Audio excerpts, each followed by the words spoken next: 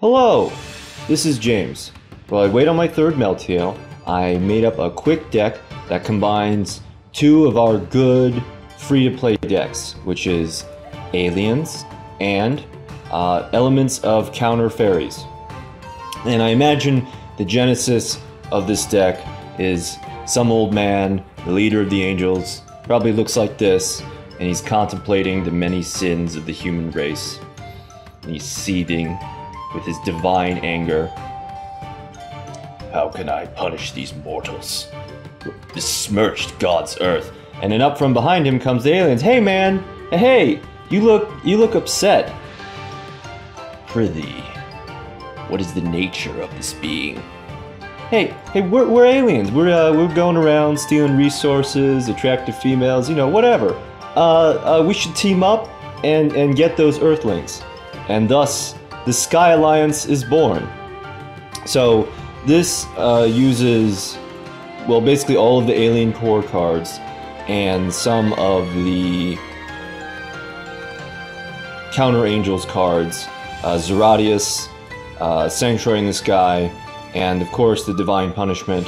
And as like a fourth, more powerful Divine Punishment, we're using Solemn Scolding. So this kind of covers the weaknesses of both of these free-to-play decks, which is aliens are flexible but sort of weak, and then the Counter Angels, they have well, basically they have this. Their most powerful thing is the Divine Punishment, but they can only react, whereas the aliens can be proactive, and even if they get destroyed, as long as they gunk up the opponent with some A counters, then that's a good day for the aliens.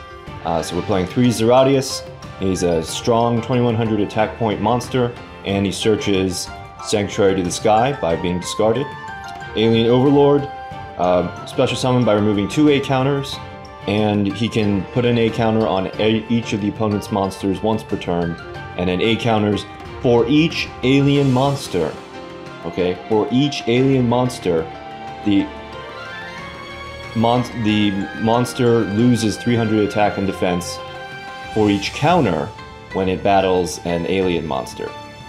Alien Telepath, remove an A counter to destroy back row. That's less of an issue when we have our Divine Punishments, so we only have 2 of him. And we have Alien Warrior. He's a beat stick that generates 2 counters. When he gets destroyed, he puts 2 counters on the monster that killed him. 2 enemy controllers for making plays. Our A-Cell recombination device. Our Sanctuary in the Sky, we only need 1 because we have 3 Zeratius. And of course, the special sauce of the Counter Angels. 3 Divine Punishments that I got last night. So I'm all done with that. I just need the one Meltail.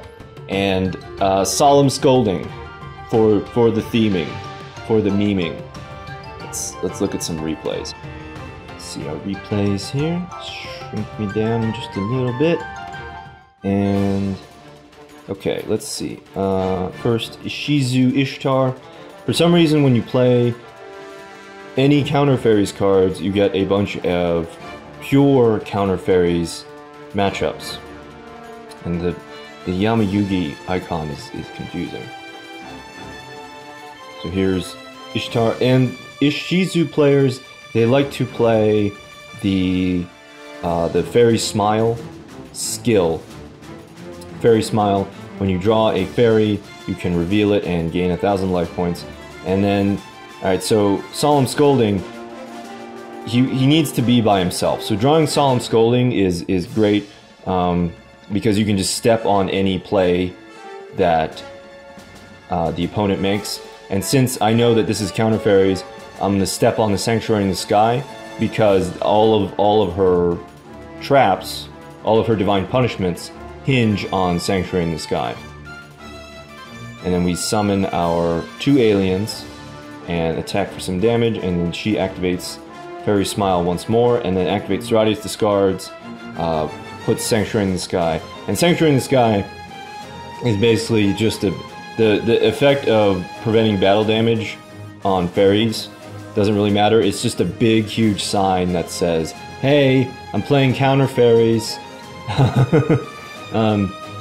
and then so she summons Meltiel, and then we put not ice counters, we put alien counters on Meltiel, and it's just too much, and she scoops.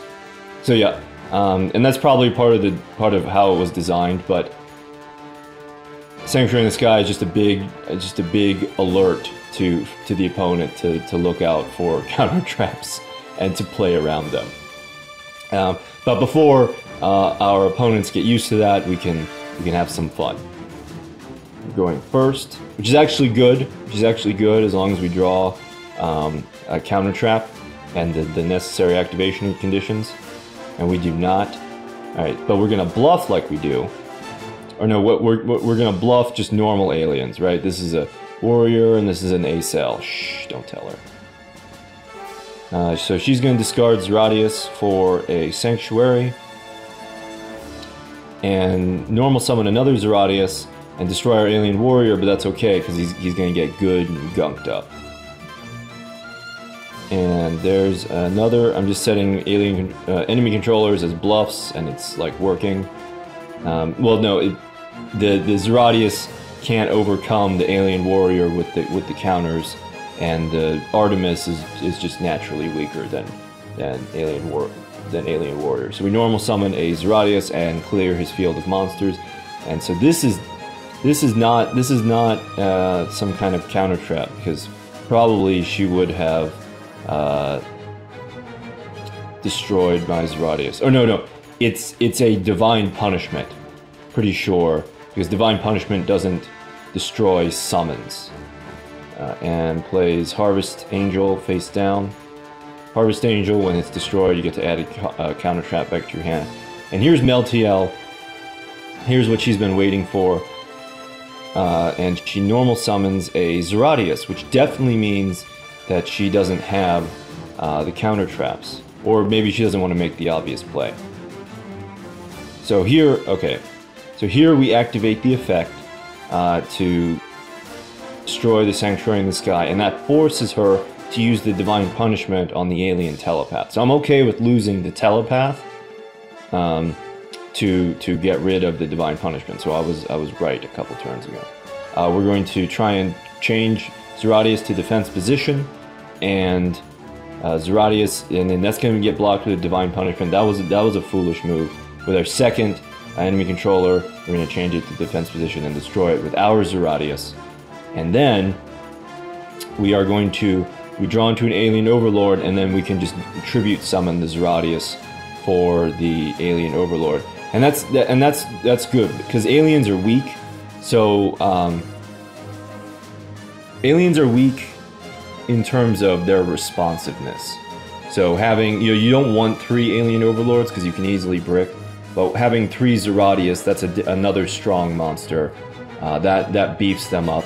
And then of course there's the Divine Punishment. And then so we're just going to keep clearing her field with alien overlord. Now, in that last turn, she had a Meltiel out, and she has a Meltiel out this turn, right? This is likely a 3rd Divine Punishment, and she's just waiting for us to mindlessly activate alien overlord's effect. But we're not going to do it because we see the Sanctuary in the Sky, big neon sign. We're just going to keep normal attacking, because Divine Punishment is spells, traps, and monster effects. So that's how you beat counter fairies, pure counter fairies. Yami Bakura. This is another fast one.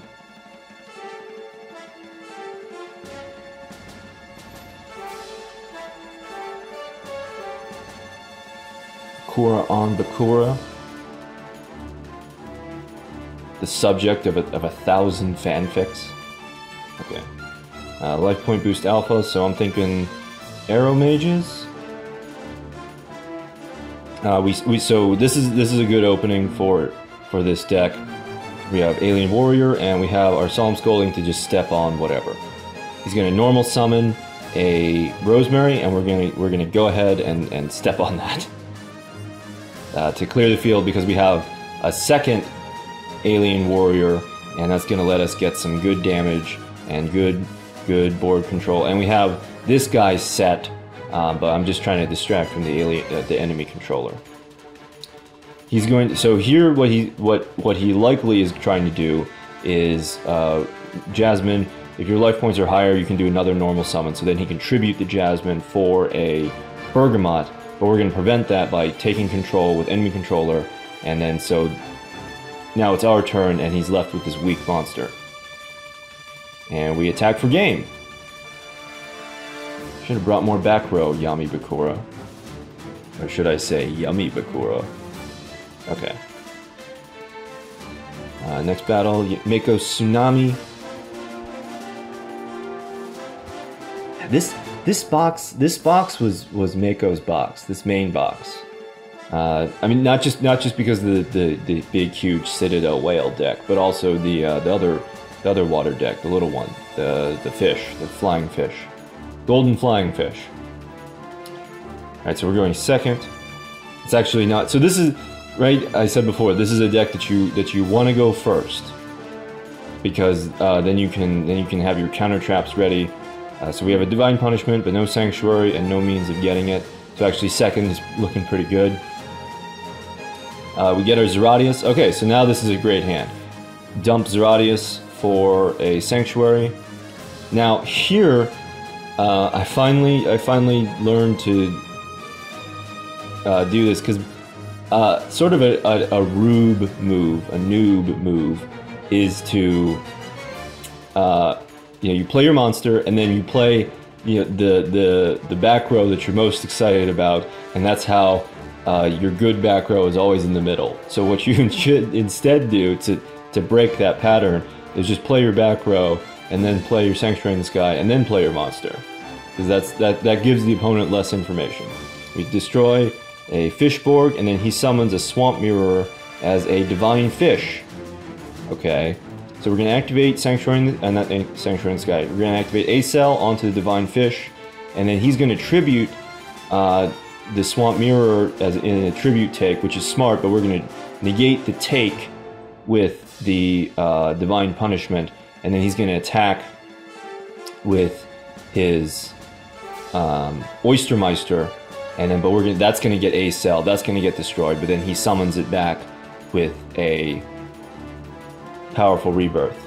So, and expending both those Acels on monsters that ended up not sticking around too long seemed extravagant, but it lets us accumulate cards for the win.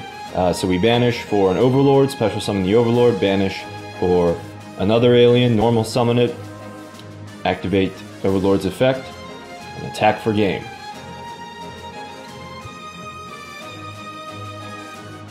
Okay. And we've gotten so many good free-to-play decks in this box. We got aliens, and we got Arrow Mages, we got Counter Fairies, and we got the Golden Flying Fish, and we got Sylvans. So I don't want to even hear the word Komani, at least until the next main box, when they're probably going to try some nonsense like they did with Dark Worlds again. I'm glad Dark Worlds are no longer popular. Alright, so here we have our Zeratius, and we have our Divine Punishment, so that means we can put our big neon sign up that says counter traps. We're gonna use my psychological trick. We're gonna play our back row, and then we're gonna normal summon our monster, and we're gonna put the card that we care about not in the middle.